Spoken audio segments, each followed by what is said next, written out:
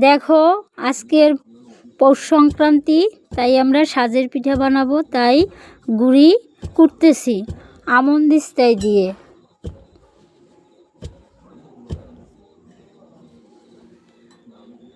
এই আমাকে পিএমআই ভালো করে নেড়ে চেড়ে কি সুন্দর দেখো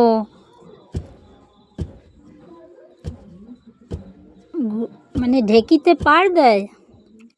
আর দেখো আমন্ড দিস্তার কুডুনি দিয়ে কি সুন্দর কুটতেছে।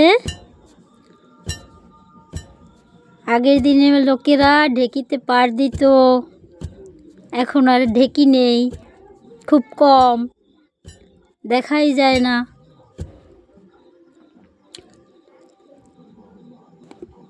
কষ্ট হয়েছে পিএমআর।